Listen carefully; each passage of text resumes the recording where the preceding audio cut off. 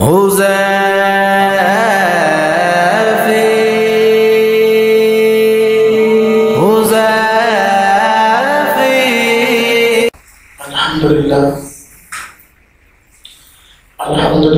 وکفا والصلاة والسلام علی من لا نبی بعدہ اما بعد فاعوذ باللہ من الشیطان الرجیم بسم اللہ الرحمن الرحیم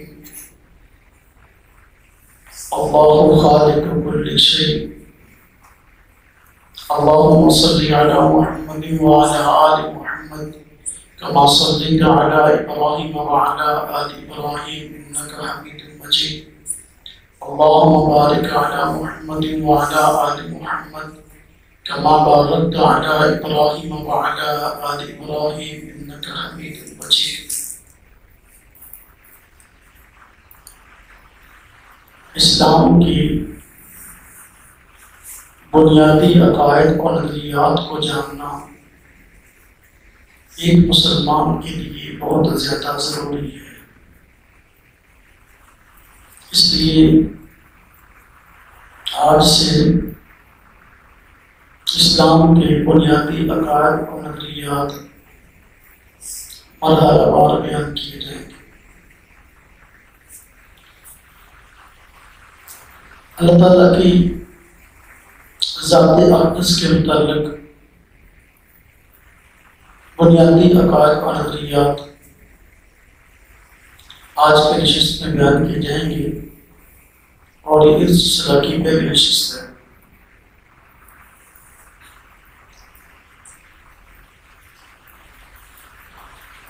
اللہ تبارک و تعالیٰ کی ذات اقدس کے متعلق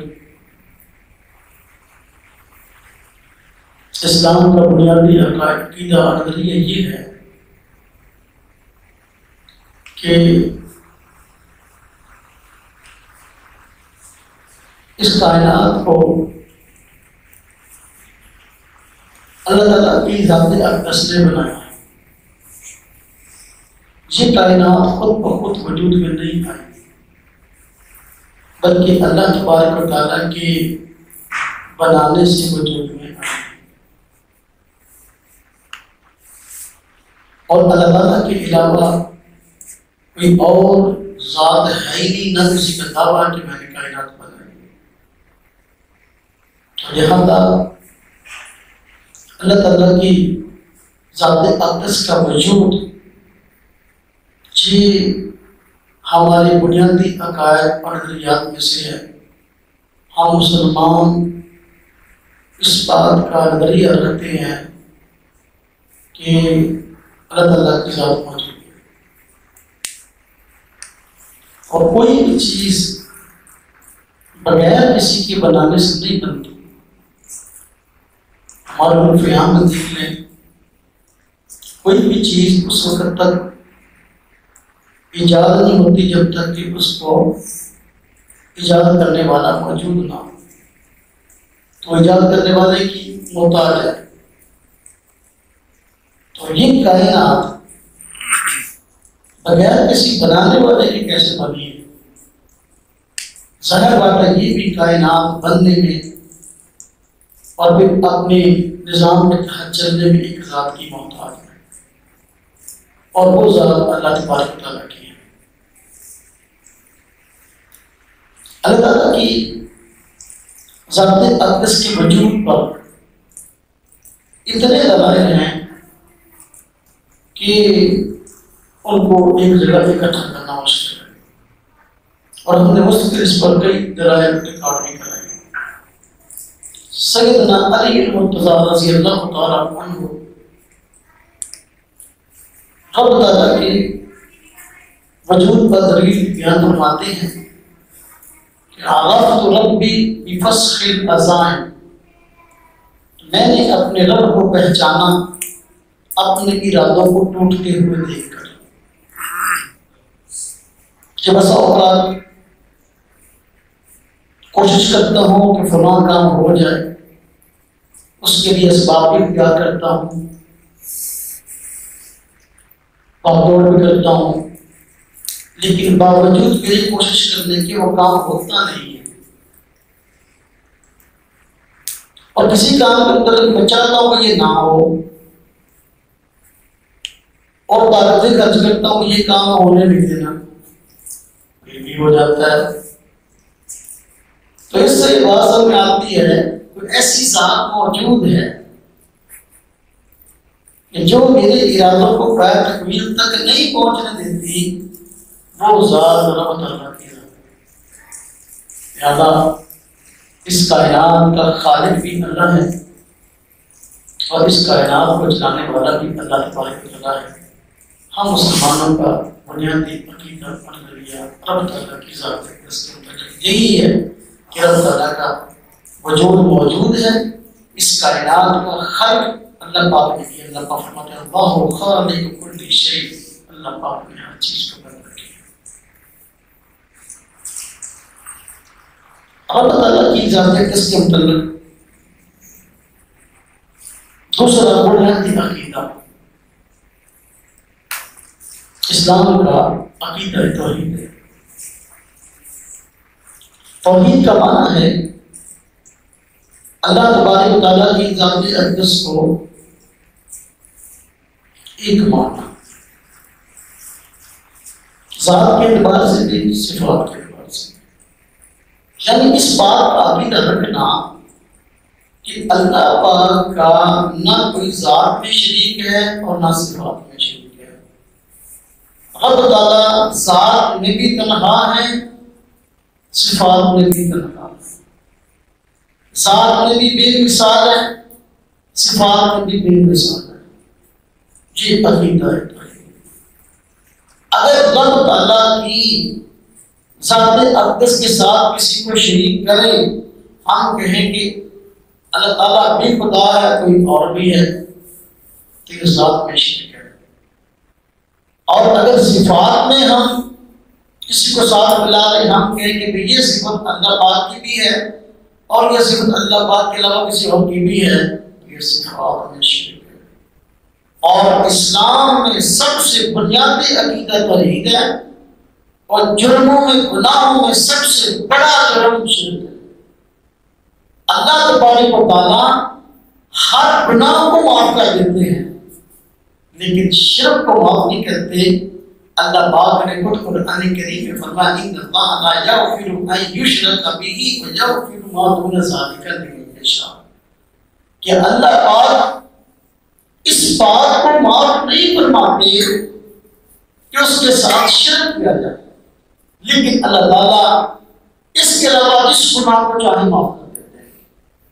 اسلام میں عقائد کے اندر سب سے بنیادی اہمیت توحید کو حاصل ہے، اور توحید کا حاصل یہی ہے کہ رب تعالیٰ کے مقابل کسی کو نہ لایا جائے، نہ ذات میں اور نہ صفات میں۔ یہ عقیدہ ہے توحید ہے۔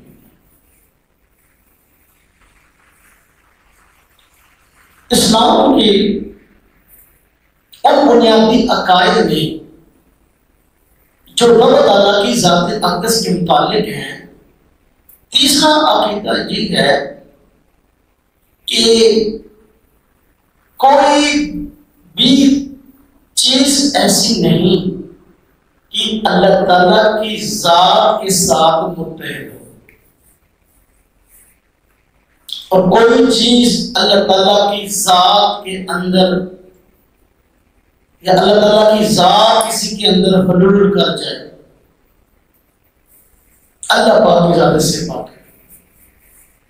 جس طرح عیسائی کہتے ہیں کہ خدا تین ہے،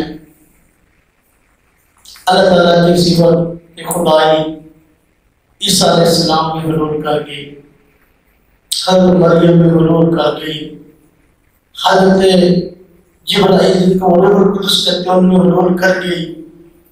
اسلام اس عقیدے کو سیدھا سیدھا کفر اور شرک بناتا ہے۔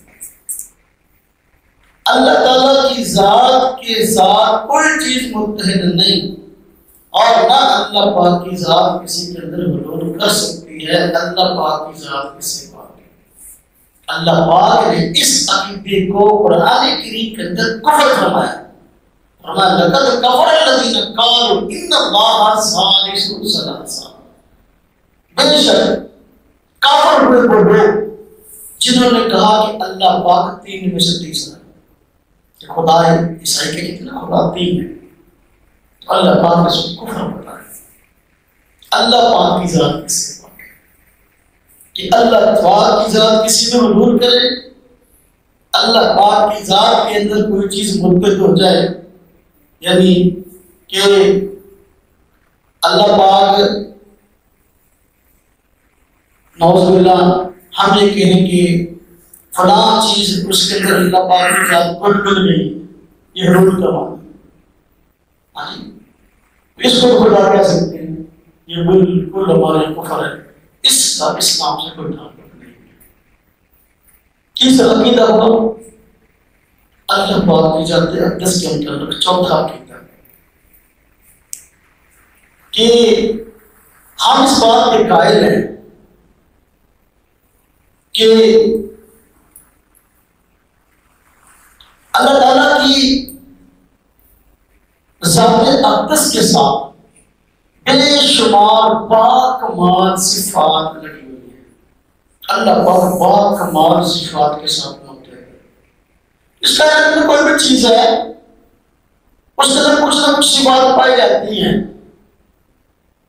اللہ پاک کی ذات تمام سے زیادہ اعلیٰ ہے، باکمال ہے، اس کے ساتھ صفات لگی ہیں، بلکہ کائنات میں ہر چیز سے زیادہ باکمال صفات رب تعالیٰ کی ذات اقدس میں پائی جاتی ہے۔ رب تعالیٰ کی ذات باکمال ہے، اس کی صفات بھی باکمال ہے، اور اللہ پاک کی صفات اتنی ہیں، اس کے کمالات اتنے ہیں کہ اگر ہم ان کو شمار کرنا چاہیں تو شمار نہیں کر سکتے۔ اللہ پاک کے اس لیے ہم کہتے ہیں صفاتی نام بے شمار ہے۔ باری تعالیٰ کا ذاتی نام اللہ ہے، اور صفاتی نام ان کی کوئی حد و انتہا نہیں ہے۔ مشہور صفاتی نام 99 حدیث پاک میں بتلائے گئے اور ان کی یاد کرنے پر فضیلت ملی ہے۔ اس کا یہ مطلب نہیں کہ اللہ پاک کے صرف صفاتی نام 99 وہ مشہور معروف بنیادی نام، مگر اس کے علاوہ اتنے نام ہیں کہ ہم شمار نہیں کر سکتے۔ وَلِلَّهِ الْأَسْمَاءُ الْحُسْنَى، اللہ پاک کی ذات کے لیے بے شمار اچھے اچھے نام ہیں۔ ہر وہ نام جو رب تعالیٰ کی شان ہے اور رب تعالیٰ کی صفت ہو سکتی ہے، اس کو ہم رب تعالیٰ کا صفاتی نام کہہ سکتے ہیں۔ اس لیے رب تعالیٰ کی صفات کے اندر اسلام کا، ہم مسلمانوں کا یہ بنیادی عقیدہ اور نظریہ ہے کہ رب تعالیٰ کی ذات کائنات کی خالق ہے، اور کائنات میں ہر چیز سے زیادہ باکمال ہے، اس کی صفات بھی باکمال ہے، اس کی شان ہے۔ ہر دنیا کے اندر میں کوئی بھی مخلوق ہے، اس کی صفات اس کی شان ہوتی ہے، تو رب تعالیٰ کی ذات تو پوری کائنات کی خالق ہے، اس کی صفات اس کی شان ہے۔ تو لہٰذا رب تعالیٰ کی ذات بھی موجود، اس پر بھی ہمارا ایمان، اس کی صفات بھی اس کے ساتھ متصف ہے، اور رب تعالیٰ کی ذات متصف اور صفات کے ساتھ ہے ہمارا اسم۔ یہ 4 نظریات ہوئے رب تعالیٰ کی ذات اقدس کے اندر۔ 5ویں نظریاتی چیز رب تعالیٰ کی ذات اقدس کے اندر کہ جو رب تعالیٰ کی صفات ہیں، جس صفات 2 طرح کی بعض صفات ایسی جن کو ہم کہتے ہیں صفات ذاتیہ ہیں، بعض صفات ایسی جن کو ہم کہتے ہیں صفات فعلی ہیں۔ رب تعالیٰ کی جو صفات ذاتیہ ہیں وہ کون سی؟ رب تعالیٰ کی صفات ذاتیہ سے مراد وہ صفات ہیں کہ جن کے تضاد کے ساتھ، جن کے مفہوم مخالف کے ساتھ ہم رب تعالیٰ کی ذات کو کبھی متصف نہیں کر سکتے، وہ ذاتی صفات ہے۔ کون سی ذاتی صفات ہے؟ رب تعالیٰ کی صفات ذاتیہ سے مراد وہ صفتیں کہ جن کے ساتھ رب تعالیٰ کی ذات متصف ہے، لیکن ان کی ضد کے ساتھ اللہ پاک کی ذات کو ہم متصف نہیں کر سکتے۔ مثلا حیات، یہ اللہ پاک کی صفت ذاتی ہے۔ اب حیات کی ضد کیا ہے؟ موت۔ رب تعالیٰ کی ذات کو اس کے ساتھ متصل نہیں کر سکتے۔ رب تعالیٰ کو کبھی موت نہیں آئے گی، اور اس وقت اللہ پاک کی شان ہے نہیں۔ اللہ پاک کی ذات ہمیشہ سے ہے اور ہمیشہ کس طرح کی علم یہ رب تعالیٰ کی صفت ہے، ذاتی صفت ہے، اور اللہ پاک کی ذات اس سے متصف ہے۔ اس کے الٹ اس کا مفہوم مخالف کیا ہے؟ جہالت۔ رب تعالیٰ کی ذات اقدس جہالت کے ساتھ کبھی متصف نہیں ہے، اس لیے کہ یہ اللہ پاک کے لیے عیب ہے، اور اللہ پاک کے ہر عیب ہے۔ اور قدرت، اللہ پاک کا قادر ہونا، یہ اللہ پاک کی صفت ہے۔ ان اللہ علی کل شیء قدیر، اللہ پاک کا دھیان جس پہ قادر ہے، یہ اللہ پاک کی ذاتی صفت ہے۔ ہم اس کے الٹ کے ساتھ اللہ پاک کو متصف نہیں کر سکتے کہ ہم کہ فلاں کام ہے جس پر اللہ قادر نہیں ہے۔ یہ اللہ پاک کی ذاتی صفت ہے۔ سماع، سننا، یہ اللہ پاک کی ذاتی صفت ہے۔ نہ سننے سے اللہ پاک کی ذاتی صفت نہیں ہے۔ بصر، دیکھنا، یہ اللہ پاک کی ذاتی صفت ہے۔ اور اس کے الٹ کے ساتھ نہ دیکھنا، وہ چیز ایسی اس کو نہ دیکھ سکے، یہ اللہ پاک کی صفت نہیں ہو سکتی، جو اللہ پاک کی صفات ہوتی ہے۔ صفات کو جن کو کہتے ہیں کہ صفات ذاتیہ۔ دوسری صفات میں جن کو کہتے ہیں صفات فعلیہ۔ صفات فعلیہ سے مراد وہ سکتے ہیں کہ جن کی ضد کے ساتھ یا الٹ کے ساتھ ہم مفہوم مخالف کے ساتھ اللہ پاک کی ذات اقدس کو متصف کر سکتے ہیں۔ اللہ پاک کی ذات اقدس کو متصف کر سکتے ہیں، جس طرح کہ کہتے ہیں کہ اللہ پاک کی ذات غصے ہوتی ہے، اللہ پاک کو غصہ آتا ہے، اللہ پاک کی خوشی ہوتی ہے۔ غصہ آنا اس کے مطابق خوش ہونا، تو اللہ پاک کی ذات خوشی ہوتی ہے، اللہ پاک کی ذات کو غصہ بھی آتا ہے۔ اللہ پاک اپنے بندوں کے اچھے افعال پر خوش ہوتے ہیں، اور اللہ پاک برے افعال پر ناراض ہوتے ہیں۔ تو یہ اللہ پاک کی صفت ہے، اور صفتیں فعلیہ۔ تو صفات دو طرح کی ہوئی رب تعالیٰ کی، بعض صفات ذاتیہ اور بعض صفات فعلیہ۔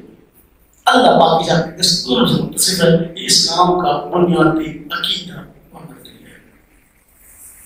5 نظریات ہو گئے۔ چھٹا نظریہ ہمیں اسلام کا بنیادی عقائد سیریز سوال انشاءاللہ جو میں مسلسل بیان کروں گا۔ آج کی اس مجلس میں رب اللہ کی ذات اقدس کے اندر کرنا ہے۔ چھٹا عقیدہ اللہ پاک کی ذات اقدس کے اندر اللہ پاک کی صفات ہیں، یہ صفات اللہ پاک کی دو طرح کی ہیں۔ اس طرح ایک اعتبار سے صفات کی تقسیم ذاتی اور فعلیہ کو میں نے بیان کر دیا۔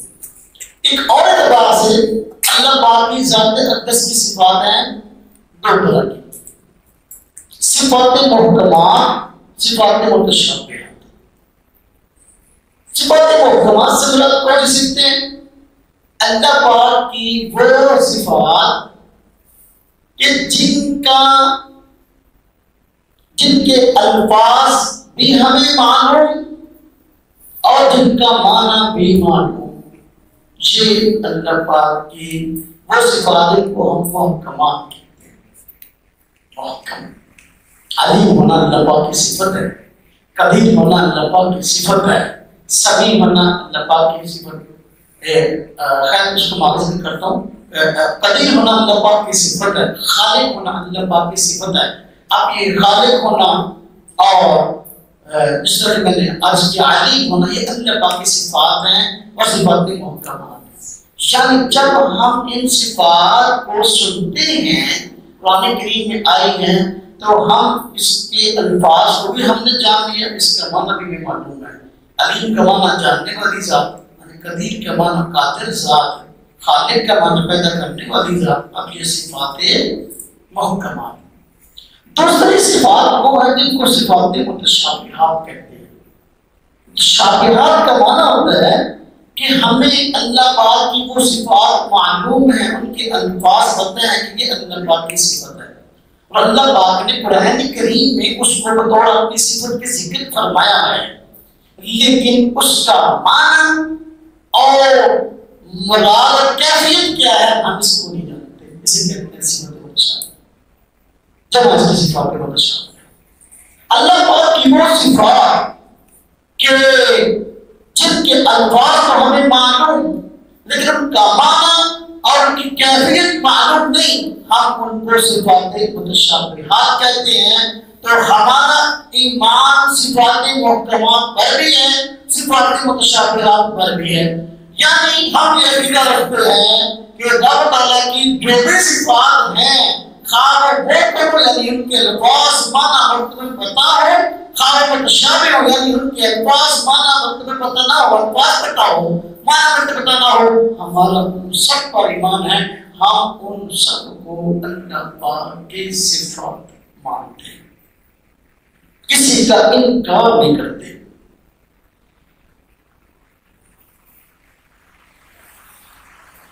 اس سلسلے میں اللہ تعالیٰ کی ذات اقدس کے اندر بنیادی جو نظریات ہیں،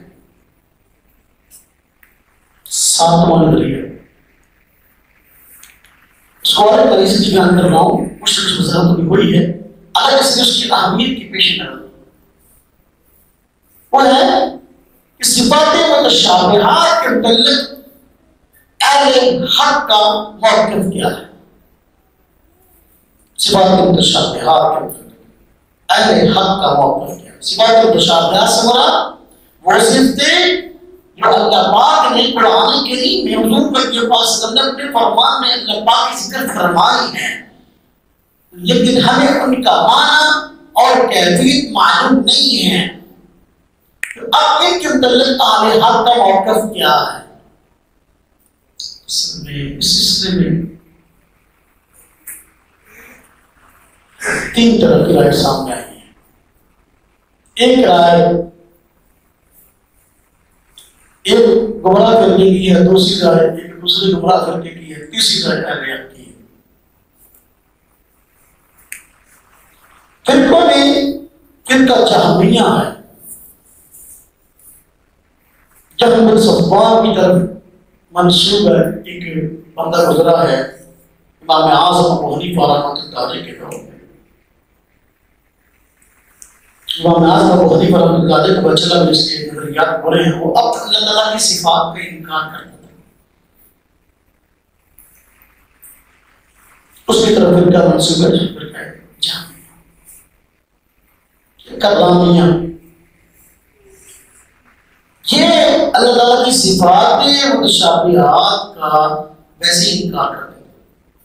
یہ کہتے تھے کہ جو صفات اس طرح کی ہیں جن کا معنی اور کیفیت معلوم نہیں ہے، اللہ تعالیٰ کی صفتیں نہیں ویسے انکار کرتے ہیں. جس طرح قرآن کریم میں اللہ تعالیٰ کے ہاتھ کا تذکرہ ہے، ید اس ہاتھ کہہ دیتے ہیں. ہم کہتے ہیں کہ یہ اللہ تعالیٰ کی صفت ہے. یاد اب اللہ پاک کی ذات جسم سے پاک ہے، جسم سے پاک ہے. اللہ تعالیٰ کی ذات اس طرح جس طرح ہم ہاتھ کے محتاج ہیں، اس طرح اللہ پاک کی ذات اعلیٰ جاریہ اللہ پاک اس کی محتاج نہیں. پکڑنے کے لیے اس طرح اس کا کیا بات اندر ہے. ہم بھی سنتے ہیں اللہ پاک کی ذات بھی سنتی ہے، اللہ پاک کی صفت سمیع ہے. ہم سننے کے لیے کان کے محتاج ہیں، اللہ پاک کی ذات سننے کے لیے کان کی محتاج نہیں. ہم دیکھتے ہیں دیکھنے کے لیے آنکھ کے محتاج ہیں، اللہ پاک کی ذات دیکھتی ہے لیکن دیکھنے کے لیے آنکھ کی محتاج نہیں ہے. اللہ پاک جسم کی محتاج نہیں ہے. ہم کہتے ہیں سمیع اللہ پاک کی صفت ہے، اس کا معنی اور مطلب اللہ جانتے ہیں. اور بصیر ہونا اللہ پاک کی صفت ہے، لیکن اس کا معنی مطلب کیا ہے اللہ پاک کا صفت میں شامل ہے. تو جو کرامیہ جہمیہ یہ اللہ پاک کی صفات کا انکار کرتے ہیں، کہتے ہیں اللہ پاک کی صفت نہیں. اہل حق نے اس بات کا اعلان کیا، اہل سنت والجماعت نے کہا یہ اللہ پاک کی صفات ہے، لیکن ان کا معنی اور کی مطلب اور کیا وہ اللہ پاک جانتے ہیں. ایک اور دوسرا فرقہ تھا وجود میں آیا، فرقہ تھا مجسمہ. وہ اللہ تعالیٰ کے لیے جسم کا ہے، جس طرح ہمارا جسم ہے، وہ کہتے تھے اللہ پاک کا جسم، تو کہتے ہیں جس طرح ہمارے ہاتھ ہیں اللہ پاک کے بھی ہاتھ ہے، جس طرح ہمارے کان ہیں اللہ پاک کے بھی کان ہے، ہماری آنکھیں اللہ پاک کی بھی اس طرح آنکھیں ہیں. ہم کہتے ہیں اللہ پاک خود قرآن کریم میں نہیں سکتا مثل شیء، اللہ پاک کی مثل کوئی چیز ہے ہی نہیں، کوئی چیز اللہ تعالیٰ کی طرف ہے ہی نہیں، تو پھر ہم کیسے یہ بات کہیں؟ یہ غلط. تو انہوں نے خود کا مجسمہ اللہ پاک کے جسم کے قائل ہیں. ہم کہتے ہیں نہ، وجود کے لیے ہم اپنے جسم کی محتاج ہیں، رب تعالیٰ کے جسم کی محتاج نہیں ہے. اور جسم کے مخلوق ہے، اللہ پاک خالق ہے، اللہ پاک اپنی مخلوق کی کیسے محتاج ہوگی؟ ہم مخلوق کے مخلوق کے محتاج ہو سکتے ہیں، لیکن یہ کہ اللہ پاک کا خالق ہے وہ کسی مخلوق کی کیسے محتاج ہے؟ مخلوق کا معنی ہوتا ہے وہ چیز جس پر ایسا وقت گزرا ہو کہ وہ دنیا میں نہ ہو، بعد میں وجود میں وہ مخلوق ہوتی ہے. ہم کہتے ہیں اللہ پاک خالق ہے، خالق کا مطلب یہ کہ کبھی ایسا وقت نہیں گزرا کہ اللہ پاک نے موجود نہ ہو. اللہ پاک ہمیشہ سے ہمیشہ رہے گا. مخلوق کا مطلب یہ کہ وقت ایسا تھا وہ چیز موجود نہیں تھی، اللہ پاک نے اس کو وجود بخشا. تو اگر اللہ پاک کا جسم مانے اور سوال کا جسم پیدا نہیں ہو، اس کو اللہ پاک کے معاملہ ہے. اس لیے اور حق کا موقف یہ ہے صفات متشابہات میں کہ ہم کہتے ہیں یہ جو صفات متشابہات جن کا معنی وقت تک کیفیت معلوم نہیں، تو یہ اللہ پاک کی صفات ضرور ہیں، لیکن یہ صفات مخلوق کی طرح نہیں ہیں. نہ ہم کرام یا جہاں کی طرح صفات کا انکار کرتے ہیں، نہ ان کو مخلوق کی طرح بتاتے ہیں. اس طرح کی جسم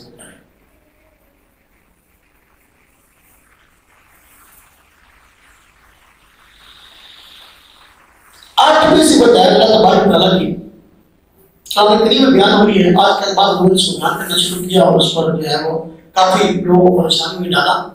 اس میں اس کی وضاحت ہو رہی ہے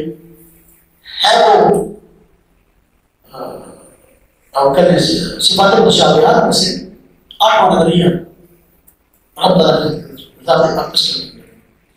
قرآن کریم ہے اللہ پاک کی ذات عرش پر مستوی ہے. استواء العرش، صفت استواء العرش، اس کی کیا وجہ ہے؟ جو کرامیہ وغیرہ میں عرش کیا بڑا کی جامع میرے کو ایسی صفت کا انکار کیا، اللہ پاک کی صفت نہیں کرتے، بالکل غلط ہے. اللہ پاک کی صفت ہے. تو پھر کیا مجسمہ تھا؟ انہوں نے کہا کہ اس کا مطلب یہ ہے کہ اللہ پاک کی ذات نے عرش پیدا کیا، پھر عرش پر بیٹھ گئے. اب اللہ پاک کی ذات صرف عرش پر ہے، کہیں اور نہیں ہے. ہم کہتے ہیں یہ بات غلط ہے، یہ بات غلط ہے. اس لیے عرش اللہ تعالیٰ کی مخلوق ہے، خالق نہیں ہے. عرش مخلوق ہے، اللہ پاک کی بڑی مخلوقات میں سے عرش ہے. لیکن ایک وقت تھا عرش موجود نہیں تھا، اللہ پاک سے اس کی موجود تھی. جب اللہ پاک کی ذات اس عرش کی محتاج نہیں ہے. اگر کہیں کہ اللہ پاک کی ذات عرش کی محتاج ہے تو یہ غلط. اللہ پاک کے بارے میں ایسا نظریہ کفر ہے. عرش ایک بہت بڑی مخلوق ہے، کائنات کی مخلوقات اس میں کوئی شک نہیں ہے. لیکن کتنی بڑی کیوں نہ ہو، رب تعالیٰ لا معدود ذات ہے. لا معدود ذات کے مقابلے میں وہ عرش کتنا ہی بڑا کیوں نہ ہو، اس کی کوئی حیثیت نہیں، کوئی اقتدار نہیں. اللہ پاک کی ذات لا معدود، اس کی کوئی حد نہیں ہے. عرش کتنا بھی بڑا ہو، اس کی حد تو ہے. مخلوق کی کوئی حد ہوتی ہے، کتنی بڑی کیوں نہ ہو. ایک لا معدود ذات محدود ذات میں کیسے آ سکتی ہے؟ اللہ پاک کی ذات کیا محدود ہے؟ کوئی محدود چیز عرش اس پر کیسے آتی ہے؟ نہیں، اس طرح سے معنی نہیں. اللہ پاک نے قرآن کریم میں جہاں اس صفت کو ذکر فرمایا ہے تو وہاں پر ذات باری تعالیٰ نے اپنے خالق ہونے کا تذکرہ کیا اور مخلوق کی کائنات کی تخلیق کا تذکرہ کیا کہ اللہ پاک نے آسمان پیدا کیے، زمین پیدا کی اور اس کے درمیان کی چیزیں پیدا کی. پھر آگے فرمایا کہ پھر رحمان جو ہے وہ عرش پر مستوی. پہلے تخلیق کا تذکرہ پھر نفس مستوى العرش. قرآن کریم جہاں بھی ہے اب اس کا کیا ہونا؟ استوا کا ایک معنی ہوتا ہے برابر ہونا، اور دوسرا معنی جس کے ہم معنی آیات قرآن کریم میں ایک نہیں بٹا عدد ہے، اس کا معنی ہے کسی چیز کی انتہا، کسی چیز کی تکمیل. اس کا معنی ہے کہ اللہ پاک نے کائنات کو پیدا کرنا شروع کیا اور کائنات کی جو تکمیل ہے تخلیق کی وہ عرش پہ، یعنی مخلوقات میں جو کائنات کے اندر پاک نے پیدا کی ان میں آخری مخلوق پہلے عرش. آسمان اور زمین میں اللہ پاک کو پیدا کیا اور عرش پیدا کیا. اور اسی طرح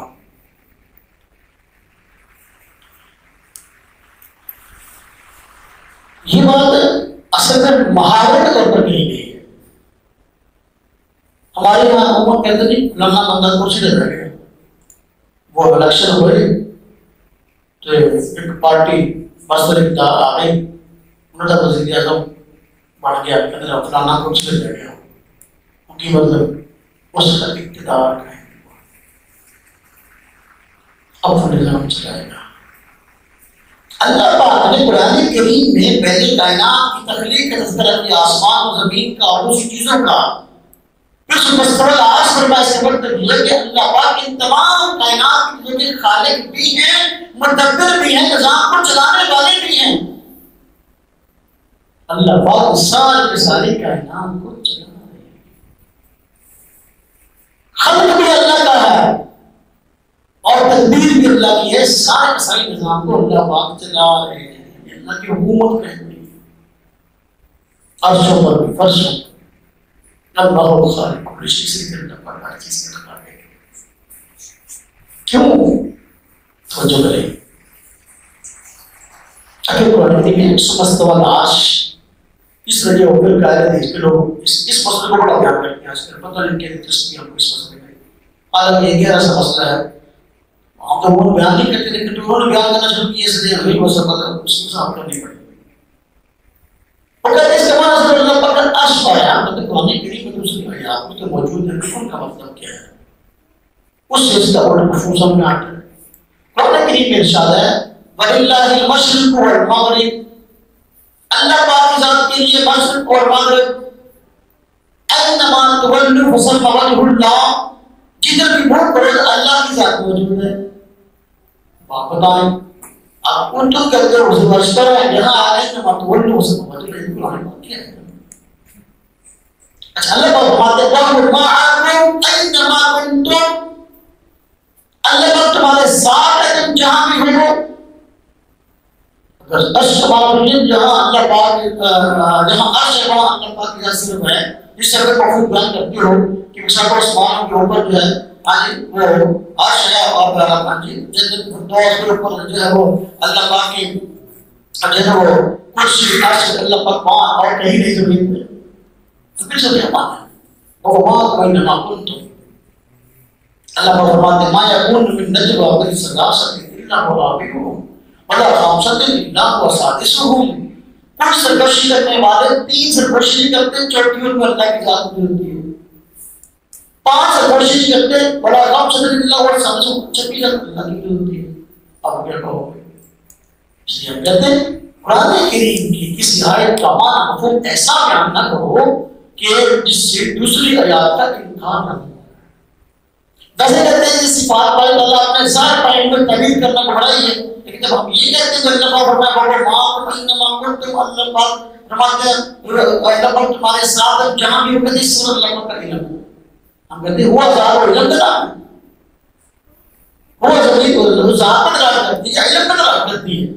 ایک طرف کہتے ہو کوئی تعبیر کو بڑھائی ہے، دوسری طرف جو ہے وہ تعبیر کر رہے ہو. کہتے ہیں نا بھائی عرش رب تعالیٰ کی ذات آپ کا عرش پر مستقل ہونا، ہم اس صفت کو بھی مانتے ہیں، اس کو بھی مانتے ہیں. یہ صفات متشابہات ہے اور ان کا ان کی معنی اور کیفیت کیا ہے عمل نہ مضبوط کرتے ہیں. ہمارا دل سب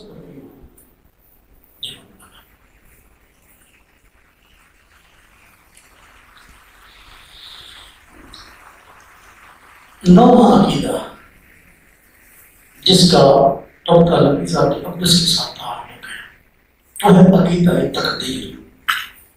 عقیدہ تقدیر بڑے اہم مہمات میں سے اس کو سمجھنا بہت ضروری ہے۔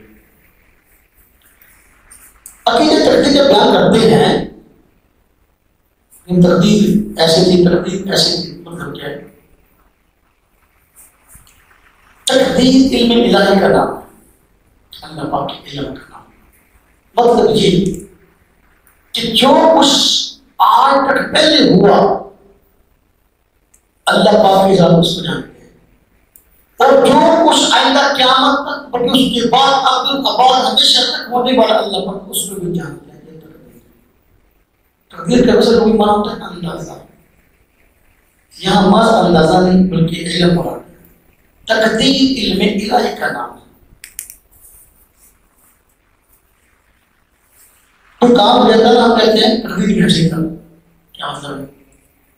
لیکن جو ہم نے کیا ڈال دیا تقدیر کے زمان نہیں، تقدیر علم الہی کا نام ہے، حکم الہی کا نام نہیں۔ کوئی بندہ کو گناہ کرتا ہے کہ تقدیر میں ایسے تھا، اس کے بعد تقدیر کے اللہ پاک بندے سے گناہ کرواتے ہیں، نام اللہ پاک کو علم ہے کہ بندہ گناہ کرے گا۔ تقدیر علم الہی کا نام ہے، حکم الہی کا نام نہیں ہے۔ اللہ پاک کو پتہ ہے اس بندے نے فلاں وقت میں فلاں کام کرنا ہے، علم الہی کا نام ہے۔ لیکن سمجھے اس چیز کو، علماء نے اس میں علمی انداز سمجھا ہے، اور اس کے کہنے کے بندے کو تو دو نظریہ اور تھوڑا فرق ہو گیا۔ انسان جو کام کرتا ہے، انسان جو کام کرتا ہے، اس کا خالق کون ہے؟ انسان یا رب تعالیٰ؟ دو فرقے وجود میں آ گئے۔ ایک نے کہا کہ انسان اپنے افعال کا خود خالق ہے، انسان اپنے افعال کا خود خالق ہے، جو کرتا ہے اپنے سراسر اختیار سے کرتا ہے، اس میں رب تعالیٰ کی ذات سے کوئی دخل نہیں۔ یہ فرقہ وہ تھا جن کو معتزلہ کہتے ہیں، ان کی ایک شاخ جن کو قدریہ کہا گیا۔ حضور نبی پاک صلی اللہ علیہ وسلم کی تشریف فرمائی تھی کہ یہ قدریہ پوری امت کے مجوسی ہیں، وہ ایک سے زائد خدا کے قائل ہوئے، آج خدا مانا۔ یہ بھی کہتے ہیں ہر انسان اپنے افعال کا خود خالق ہے، جنہوں نے انسان خود خالق مان لی، اور کہتے ہیں اپنے آپ کو اصحاب العدل والتوحید، عدل والے توحید والے۔ یہ کوئی ضروری ہے بندہ اپنے آپ توحید پرست کرے، وہ آگے توحید پرست ہو گئے، اور کہتے ہیں اپنے آپ کو اصحاب العدل والتوحید، اور کہتے ہیں انسان اپنے افعال کا خود خالق ہے۔ تو جتنے انسان اپنے خالق مان لی، یہ توحید ہے۔ کروڑوں انسان کروڑوں خالق۔ دوسری طرف اس کے وقت مقابلے اس کی تقدیر کی کوئی فرقہ وجود میں ہے، اس کو کہتے ہیں جبریہ، یہ تھے قدریہ موجود میں ہے، مطلب جبریہ۔ وہ کہتے تھے انسان جو بھی کام کرتا ہے نا، اس کے کرنے میں بالکل مجبور ہے، انسان کا بالکل دخل ہے ہی نہیں کچھ، بس انسان کو مشین نہیں چلی جاتی اور اللہ چلا جاتا، اور جو بھی کام ہوگا اللہ ہی کروں گا، نعوذ باللہ، جو بھی چوری ہوگی اللہ ہی کروں گا، نیکی ہوگی اللہ، یہ بھی بکواس۔ پر انسان مجبور ہے، اور انسان کا بالکل کوئی دخل ہی نہیں کسی کام کے اندر۔ اللہ پاک ایسی کام کرواتے ہیں کہ پھر جنت اور دوزخ کا سوال ہی پیدا نہیں ہوا۔ جنت کو تو انعام کیا نا، اور انعام اس کو ملتے جس نے بتایا اپنے اختیار میں وہ کام کیا، وہ مجبور ہو کر کیا، انعام تو اس کو ملتے اپنے اختیار سے اچھا کام کرے۔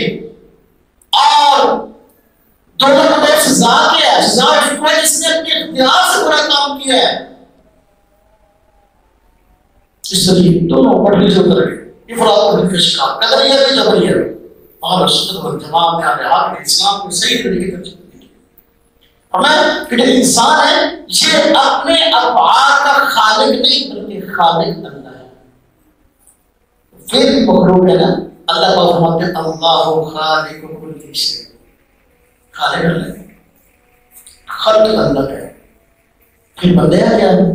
کسب بندے کا، خلق اللہ کا، کسب بندے کا۔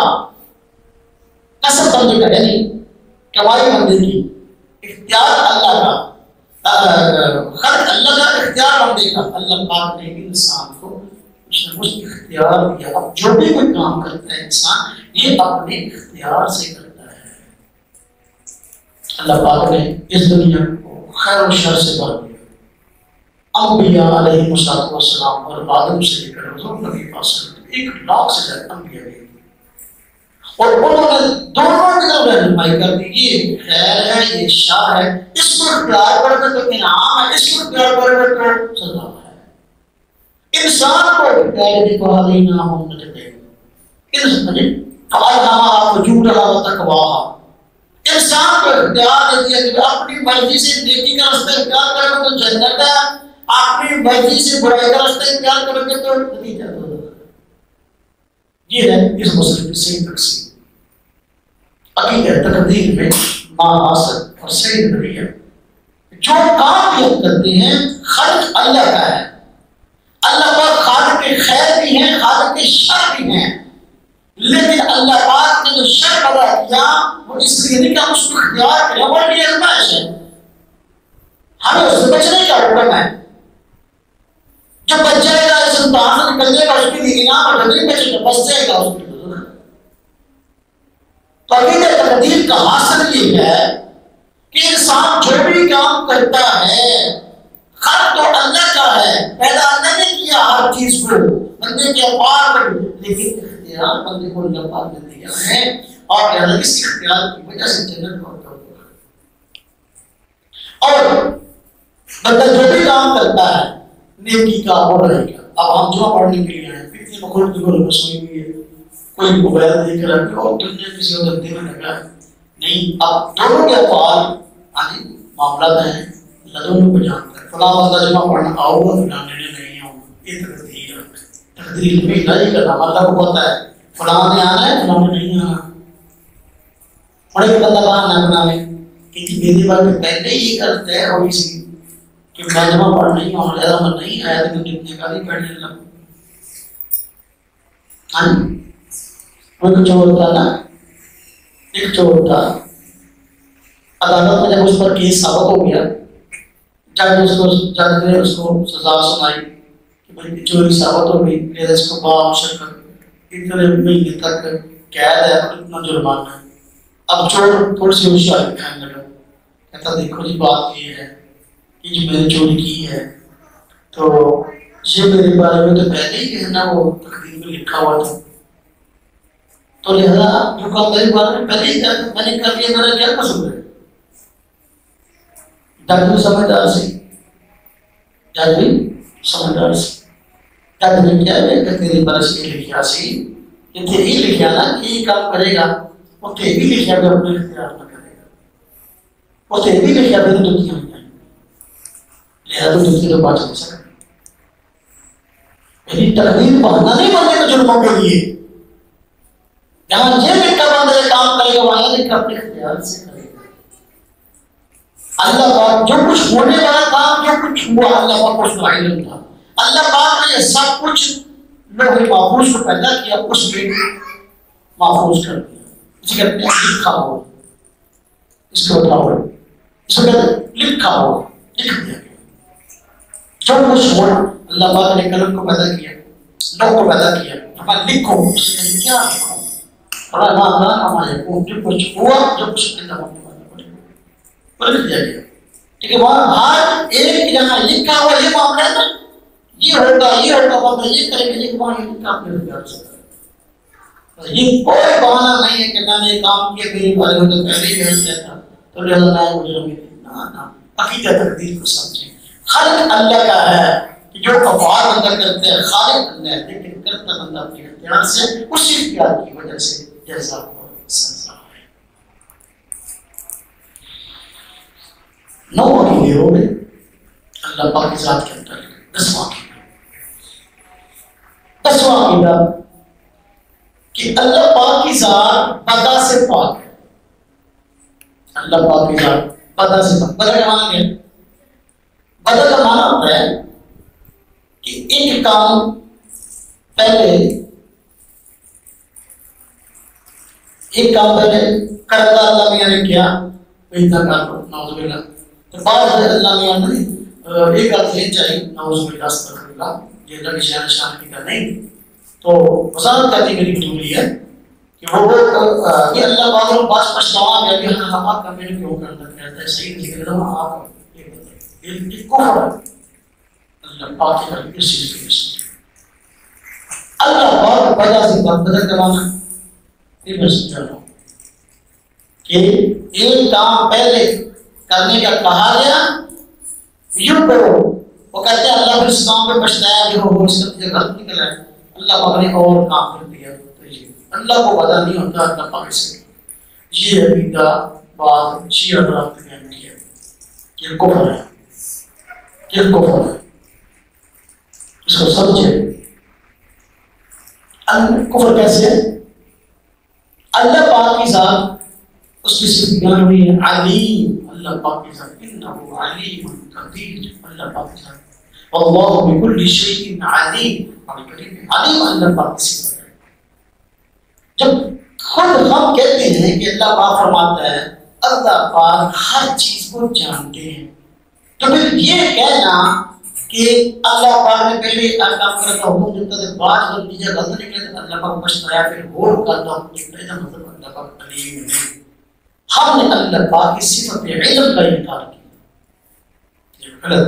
اگر تشریح میں 3 صورتیں اس سے ہوتا ہے کہ ضرور بھی اس کی بیان کرنے کی،